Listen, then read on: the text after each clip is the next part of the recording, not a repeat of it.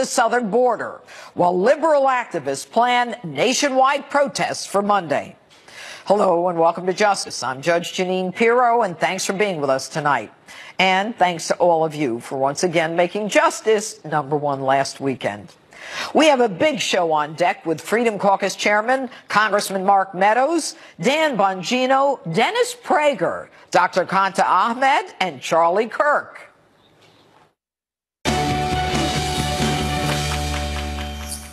But first, my open. I've told you before, being a leader means making tough and many times unpopular decisions. This week, we watched a leader declare a national emergency where one was unequivocally and undoubtedly needed. It was vintage Donald Trump. And the reaction? Vintage fake news left. Within a 36-hour period, we watched the president sign a bill to keep the government open, declare a national emergency because of the security and humanitarian crisis at our southern border. We watched an attorney general be sworn in and watched the former deputy chief of the FBI blow himself, the Department of Justice, and the FBI up. We watched the economy reaching new heights, the left ignoring the blackface debacle because Democrats from the Virginia governor to the AG to Joy Behar were all involved. But what are we talking about today? Is there really an emergency at the border? The left is calling it a political stunt and a total waste of money. Some even threatening to take the barrier down if built. Would you, if you could, would you take the wall down now, here? Yes. Like you have a wall. Absolutely. Knock it down. I'd take the wall down. And do you think? But make no mistake, Donald Trump will secure our border. The left are lying to you when they say there is no crisis, that the president is concocting the nation's immigration emergency. They object to the president's characterization of the influx as an invasion when they say the effort to protect us is a waste of money and that the president is simply engaging in a political stunt. A primer. Our southern border is overwhelmed by illegal immigration, gang violence, crime, drugs, and human trafficking. In fiscal year 2019, the DHS has already seen a 136% increase in the number of family units and unaccompanied children each month. 40,720 inadmissibles have entered our southwest border in the last 4 months. Thousands of violent criminals cross that border, endangering Americans. In the last 2 years alone, ICE has arrested 266,000 aliens with criminal records, including those convicted of 4,000 homicides, 30,000 sex crimes, and 100,000 assaults. And if you don't believe those numbers, just look at the jails in Texas.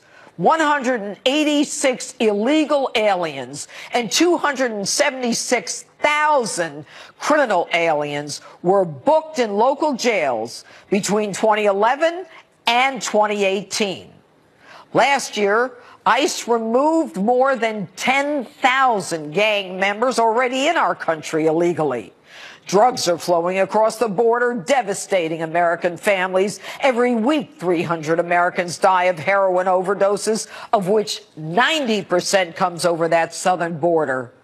In 2019, ICE made over 1,500 human trafficking arrests, almost all of which were for sex trafficking. 20,000 children were illegally smuggled into the United States during the month of December alone. If this isn't a crisis at a border, it's hard to know what is.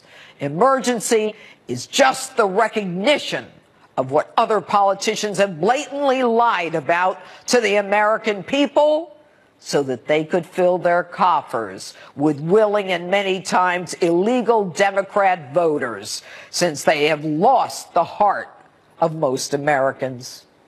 So what happens to these people? When captured, they claim asylum, which of course they could have claimed at a legal port of entry. But even then, they're released and given a court date.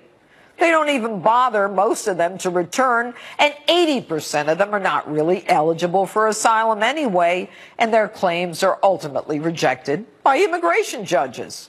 But they don't care. They're off somewhere in America, maybe in your town, maybe even having a baby, which gives them free access to just about everything. Now, the president did everything he possibly could before declaring the state of emergency. And if you want to criticize anyone, criticize Congress, who dilly-dallied since 1986 when President Reagan declared the last amnesty.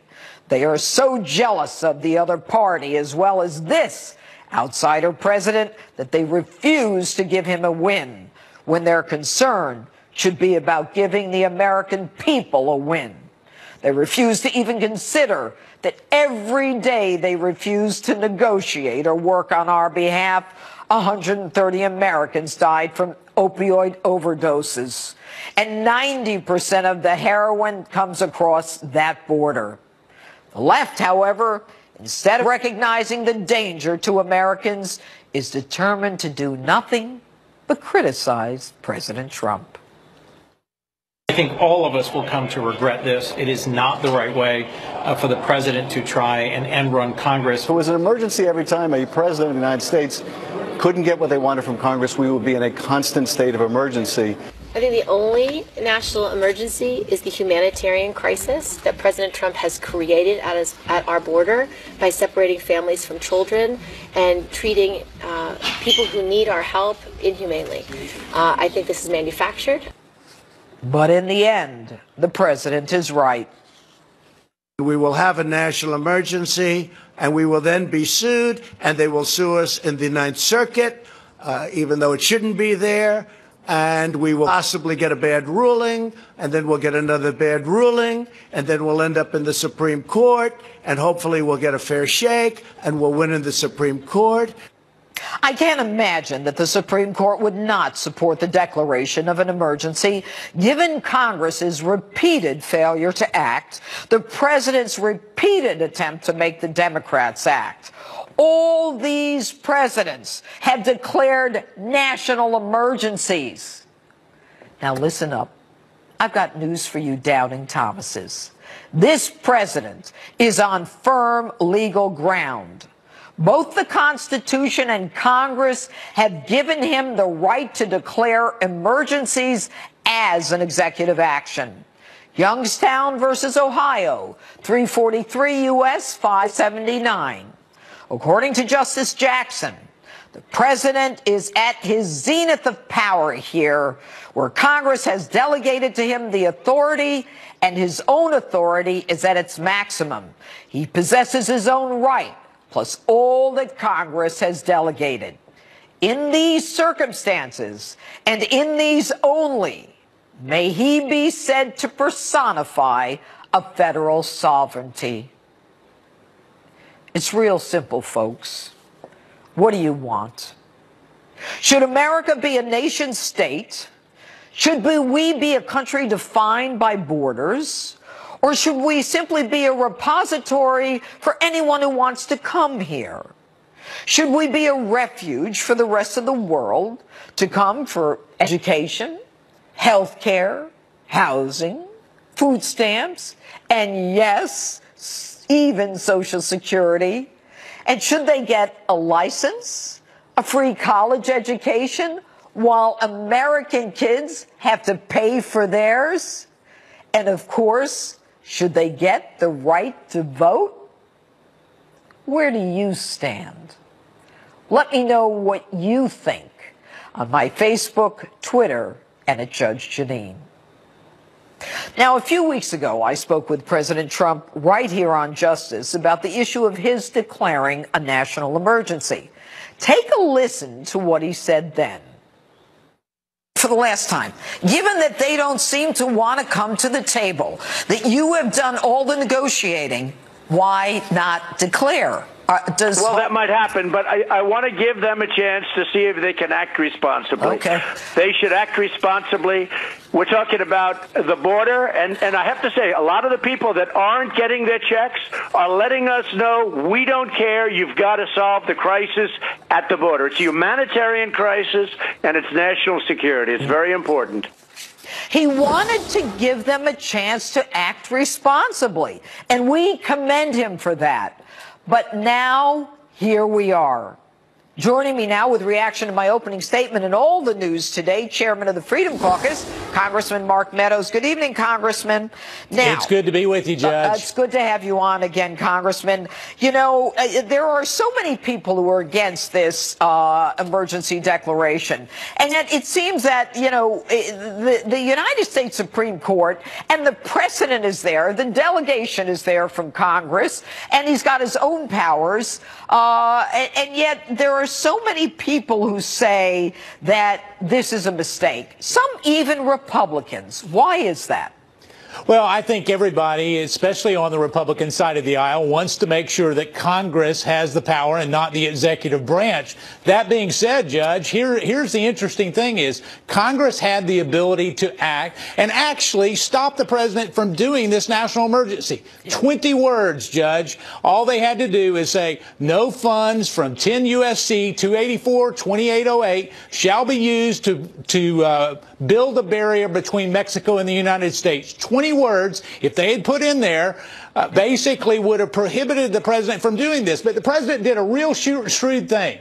Before they signed the bill and sent it to him, before they voted on it, he said, I'm going to declare a national emergency. He put them on notice, and yet Congress didn't act. I think the Supreme Court will look at that and say, why did Congress not act? And you know why they didn't act? Because it's dysfunctional, and they refuse to admit that there's a crisis at the border. And you know what's so amazing is as we go through these facts and you realize that they made an arrest and they brought in fentanyl, which could have taken down an American city or more. All you have to do is inhale the stuff. And the left doesn't seem to be concerned. They don't care. You know, they're supposed to be so it's a women's right. They don't care about sex trafficking. They're not concerned about 20,000 kids being brought across the border, parents giving their kids, you know, drugs so they don't get pregnant, so just to get them across the border. I mean, here in America, we put parents in jail if they leave their kid in the car. They're sending them with these coyotes. It's a totally different scenario that we've got because why?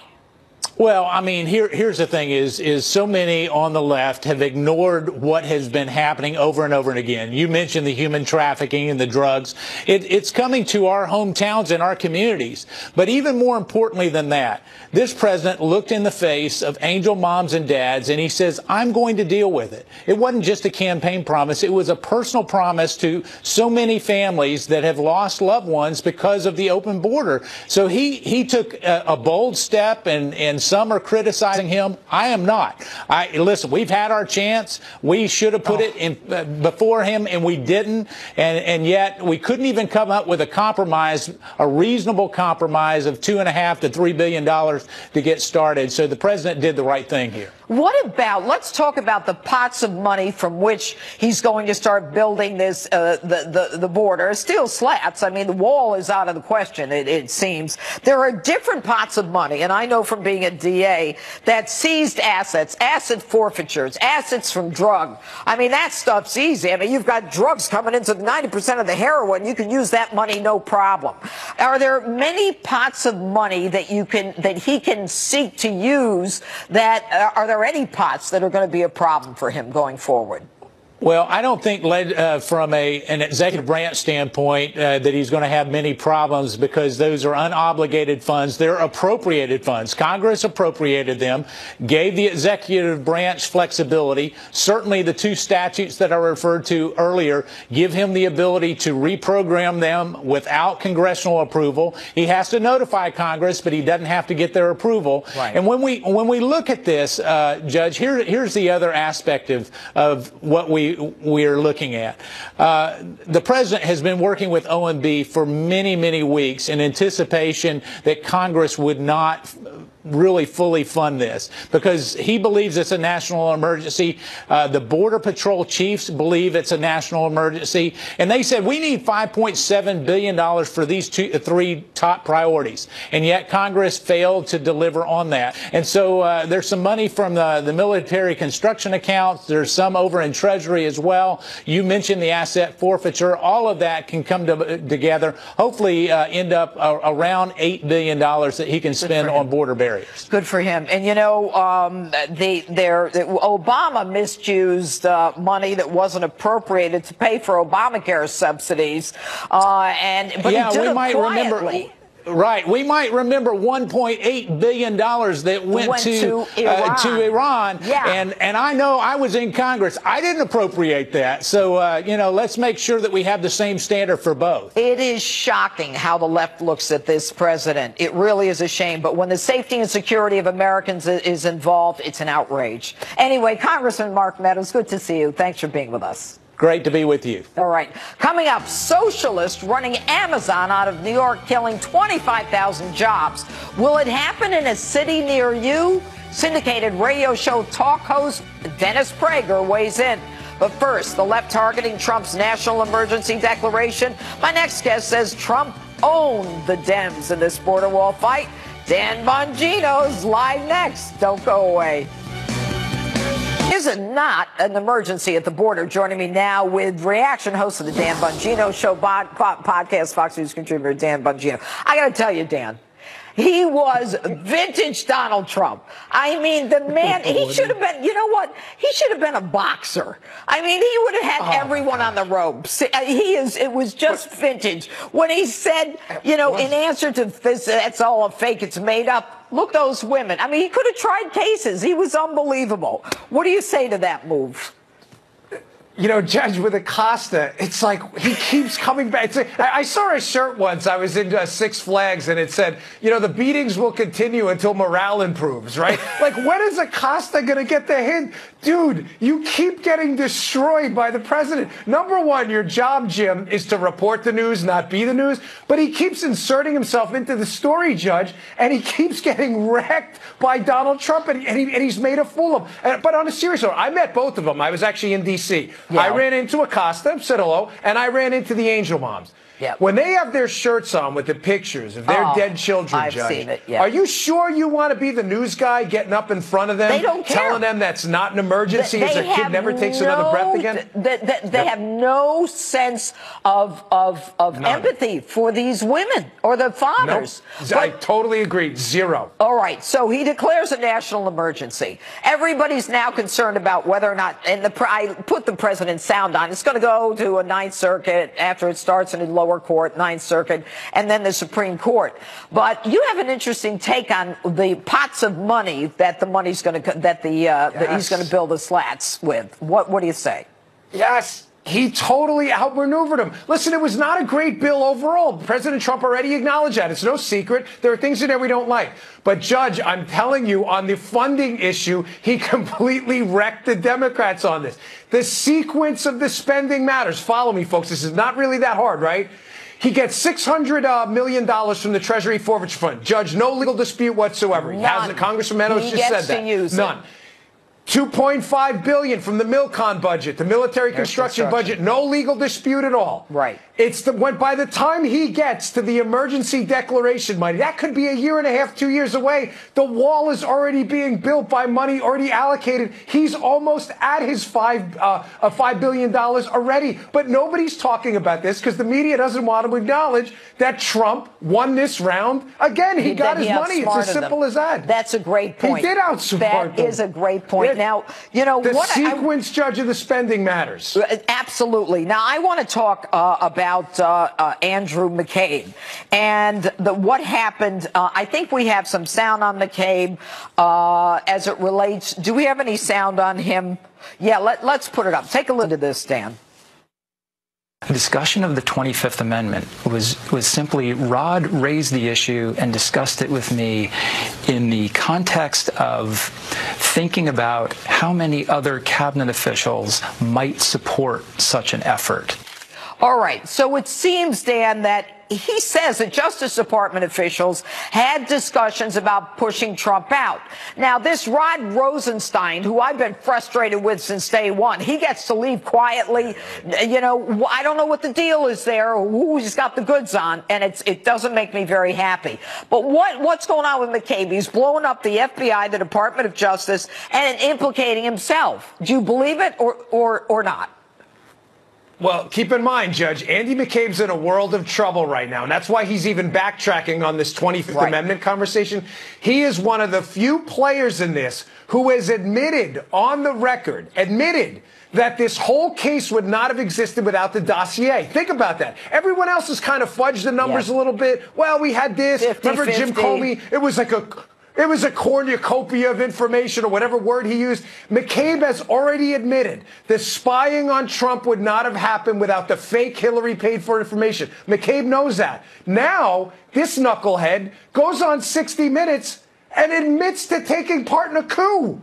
And now do you see why this knucklehead's backtracking? I mean, he admitted he took part in a government coup. The 25th Amendment, Judge, you do not have to be a lawyer, although I love your legal degree. To understand the 25th Amendment had no application here whatsoever. The 25th Amendment does not contain the words Federal Bureau of Investigation. Well, it has nothing to do with political disagreement. But you know, I'm curious. Look, he's been referred to the Department of Justice. It was a criminal referral. I don't know if he's looking for immunity. He's looking to jackpot everybody else, but there's something going on. And by his pushing back now, I mean, we know the guy's a liar. I mean, he had a chance to take back what he lied about when he was in the FBI. He wouldn't even take it back. But I don't know what it means. I can't quite figure it out. But there's something wrong there with Rod Rosenstein and the rest of them. But I don't know. Do you agree? Otherwise, we got to go. Tell me what you think fast. Judge, they both have the good. Listen, you work these cases as a prosecutor. What do you do when you get two bad guys involved in the same crime? You put them in separate rooms and you tell one guy the other guy ratted on him. Why? So you get them both to rush to give up the goods quicker. This is what McCabe and Rosenstein are doing. Love you, Dan. Take care. Thanks. And coming up, new late-breaking details on the Jussie Smollett attack investigation. Plus, what would your city look like if the socialists had their way? Nationally syndicated radio show host Dennis Prager joins me next to shed some light on this frightening topic. Justice, back in a moment. Live from America's news headquarters, I'm Robert Gray. Former Cardinal Theodore McCarrick, once one of the highest-ranking U.S. Catholic leaders, has now been removed from the priesthood. Pope Francis made the rare move to defrog McCarrick after Vatican officials found him guilty of decades-long sex crimes against minors and adults. McCarrick once served as the Archbishop of Washington, D.C. The decision comes days before the Pope is set to lead a Vatican summit in which bishops will discuss preventing sexual abuse. Heather Nauert removes herself from consideration as the next U.S. ambassador to the United Nations. In a statement, she said her decision was, quote, in the best interest for her family. President Trump had picked her for the job following the departure of Nikki Haley. Nauert currently serves as chief spokesperson for the State Department and is a former Fox News anchor. Now back to Waters World. I'm pissed off. What is it that has you so angry? Is it the attackers? It's the attackers, but it's also the attacks. It's like, you know, at first it was a thing of like, listen, if I tell the truth, then that's it, because it's the truth. Then it became a thing of like, oh, how can you doubt that? Like, how do you not believe that? It's the truth. That's actor Jussie Smollett telling ABC's Robin Roberts that people doubting his story about Trump supporters attacking him is making him very angry. Here's the latest. Good evening, Jesse. A Chicago Police Department spokesman tells me today Jussie Smollett is still, quote, the listed victim in this case, but But the two men who were identified by police just yesterday as potential suspects have now been released and are apparently no longer suspects, with a Chicago Police Department spokesman saying yesterday, quote, "Due to new evidence as a result of today's interrogations, the individuals questioned by police in the Empire case have now been released without charging, and detectives have additional investigative work to complete." That statement came just hours after Chicago police said they had probable cause to believe the two men did commit assault and battery against actor Jussie Smollett. But whatever the two told investigators appears to have been enough to change minds. The two men are apparently brothers. They are originally from Nigeria, and police say at least one of them worked with Smollett on the set of the Fox TV show Empire. And now Jussie Smollett has reportedly hired a high-priced defense lawyer amid reports Chicago police are looking into the theory that the entire attack may have been staged. Jesse? Joining me now, former NYPD officer Darren Porcher and former Tucson police officer and the director of urban engagement at Turning Point USA, Brandon Tatum. All right, I just want to play for you guys Smollett talking to Robin Roberts describing the attack. Let's hear it. I heard Empire, so I turned around and I said, "The did you just say to me?" And I see the attacker masked, and he said, "This MAGA country punches me right in the face." So I punched his ass back. And then we started tussling. You know, there was a second person involved who was kicking me in my back. And then it just stopped. And they ran off. And I saw where they ran. And the phone was in my pocket, but it had fallen out. And it was sitting there. And my manager was still on the phone. So I picked up the phone and I said, "Brandon," and he's like, "What's going on?"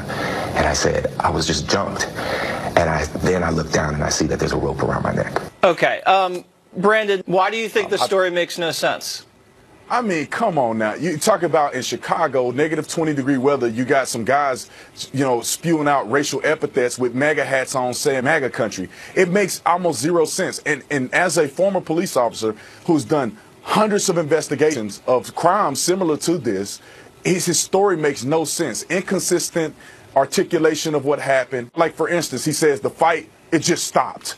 When people are kicking your butt because they hate you, they're not going to just randomly stop fighting you and walk away. Those things are not consistent with the behaviors of victims of hate crimes and also someone who actually want to get something done. Darren, the allegation was that they hurled racial epithets at Smollett. Everyone's black involved, allegedly. Does that make sense to you or not? Well, you got to take in consideration when someone is the victim of a crime, it's a horrific experience. And oftentimes they don't see things the way someone that's not the victim of a crime would see it. And coupled with there being an assault. Here, when we look at the statements, he's been somewhat surreptitious in terms of the documentation he introduced in connection with his phone records. Your phone is a very sacred thing. He may not want to introduce his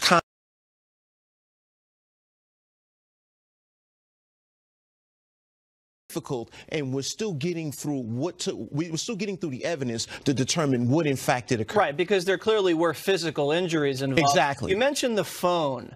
I want to play you guys tape. This is his explanation about why he has not handed his phone over to investigators, because, you know, the story was that he was on the phone with his manager during the actual attack. Let's listen to what he said. They wanted me to give my phone to the tech for 3 to 4 hours. I'm sorry, but I'm not going to do that. Why? Because I have private pictures and videos and numbers. Brandon, are you sympathetic to that explanation or not? No, it's absolutely ridiculous. Like I said, if I was investigating this crime and I see a person who's been beat up and has been a victim of a hate crime, and you are refusing to give your phone to investigators to find these suspects because of those excuses, I find it not credible at all. It is absolutely ridiculous. I don't believe anything he says, and that was one of the starting points. Darren, what do you think? I mean, I disagree. I mean, I was a lieutenant in the NYPD. I had a detective squad that I commanded, and I can tell you firsthand, oftentimes you will get information that may seem to be all over the place, but the truth of the matter is a credible investigation is going to uncover a lot of this stuff. We don't just have to go with what he introduces. We're going to expand the video. Initially, when this happened, there was a camera that was pointed in the opposite direction. If we didn't get anything there, what we're going to do is we're just going to keep expanding the video so we can see who came to that particular location. We may dump the cell phone tower, but the truth of the matter is it's an amalgamation of different components of material evidence that'll make us gain that assessment as to what happened or what didn't happen. Case in point, the inconsistency, whereas it was a white and then the Make America Great hat, and then there was individuals. Well, you know what, though? That can't be all on Smollett, because there was a lot of fake news being reported about someone wearing a hat, injuries that were inconsistent. You know, a lot of that goes on the media as well, too. Listen, guys, we got to run, but we definitely, something happened. We know that. And the police, it looks like they're doing a very good job slowly putting this together, and we're going to continue to follow the story as it develops. Thanks, guys. Thanks for having me. Up next, Diamond and Silk on Spike Lee's very controversial comments. Filmmaker Spike Lee in the hot seat again this week, criticizing the founding fathers of America, saying the roots of our racist history go all the way back to Christopher Columbus. When I was in public school in Brooklyn, New York, I was not told George Washington owned slaves. I just told that he chopped down the cherry tree and wouldn't tell a lie. In 1492, this terrorist sailed the ocean blue. This country was built on, in my opinion, genocide of Native Americans and slavery. That's the foundation of this country. Joining me now, Diamond and Silk. Ladies, you know what bothers me? This guy speaks more harshly of the founding of this country than ISIS. Where's all that tough talk for ISIS? Yeah. You know, Jesse, when you look at Spike Lee, you know, he talks about genocide. But what about the 16 million black babies that have been aborted since 1973? To us, that's genocide. And why isn't he talking about that? You know, we live in the greatest country on earth. It is the greatest country on earth. And he's been able to obtain the American dream right here in the United States of America. And if he don't like this country and what it was founded on, then maybe he needs to move to another country like Venezuela and see how it feels to live in a nightmare of poverty and not having enough food to eat, and then tell us how that's working for him. That's right. Okay, so Diamond and Silk want to send Spike to Venezuela. Yeah. Okay, ladies. Up next, we have Kamala Harris. So now we know how to pronounce her name. Kamala Harris. Okay, and this is her talking to some people about smoking weed back in the day and what she listened to on the radio. Roll it. Have you ever smoked? I have. Okay. Like in and college, I inhaled. I did inhale. Was it in college? What were you listening to when you was high? What was on? What song was it? Oh my goodness! Oh yeah, definitely Snoop. Tupac for sure. For sure. I mean, the best thing we can take away from this situation is now politicians don't have to lie about inhaling; they can just admit they did it. But then, okay, so let's look at the time frame when she did it. That's right. Now, she graduated from college, I believe, in 1989, in law school, I think, in 1989. She started working as a deputy district attorney in the 90s. So that means she was getting high while she was having black men locked up for getting high. So maybe we should go back and take a look at Kamala Harris' past, and maybe we should start pressing some charges around here. That's right. Wow, Diamond and Silk with their own investigation. Unbelievable. Maybe she couldn't remember because she was high. That would explain the timeline difference. All right, so there was this big festival or carnival or parade or something like that in Italy. They love those things over there in Europe. This is a float. It's called God Trump Emperor. I think this was meant to be insulting. The minute Trump probably looks at this float, I think he's going to want it for the military parade here in the United States. That's a good float. Well, possibly, but you know what? I turned it around like this here. I think that people look at President Trump as a savior. They look at him how he's saving America. He had the economy booming. He's draining the swamp, and some of the ones that's been stuck and drowning in the swamp, they out in their own self through books. That's right. So he's doing an amazing job over here, and I don't take it as an insult. I'm going to take it as something good. That's right. All right. Well, when we do have the military parade, I think you guys should be the grand marshals. How about that? Okay. All right. You guys in Gorka, I think you guys would be great leading the parade. All right, ladies, thanks a lot. Take a look at the Chit Chat tour coming to a city near